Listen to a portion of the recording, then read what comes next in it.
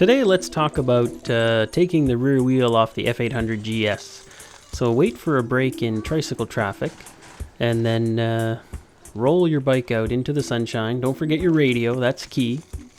And of course the usual caveats here apply. If you don't know how to hold a wrench, or you're not sure you're going to be able to tighten that wheel so that it doesn't fall off, then I suggest you leave this to the dealer to do. As for tools, a 24mm socket and a T30 Torx will do it. Now this next step is key. Using your thumbs, push on the side of the caliper and presto changeo. Look at all that space between the pads. That is going to make your life a lot easier when you try to get that wheel back in. Next, we're going to remove the rear speed sensor, because otherwise you can damage it when trying to get the wheel back in. This is where you're using your T30 Torx.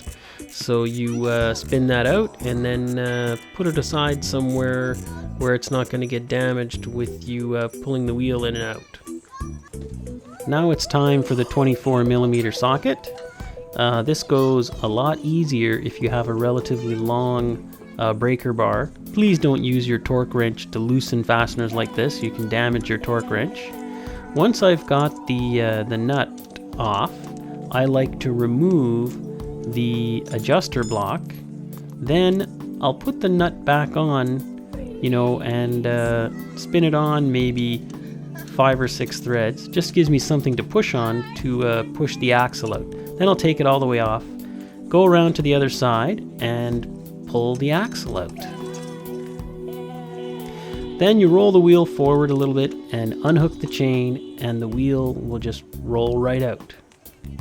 Now would be a great time to check your wheel bearings.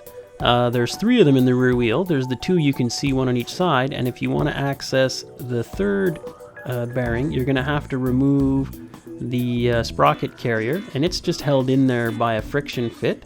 So if you wiggle it around, eventually it pops out. Those little black pieces that are falling out, those are part of the cush drive system, and everybody calls them the monkey nuts. Those sometimes can actually wear out, and of course make sure you put those back in when you go to put the wheel back together again. You just would stick your finger in and rotate the bearings, and if they don't feel super smooth, then you've got a bearing problem.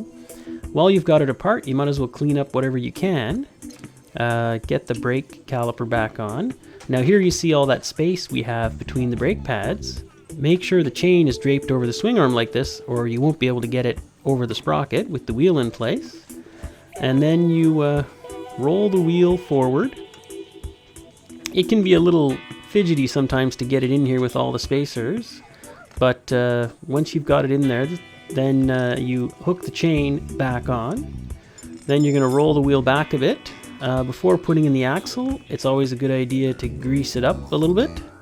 And then what I like to do is put my foot under the wheel so I can lift the wheel up while I'm shoving the axle in from the left side, and then it should pop out.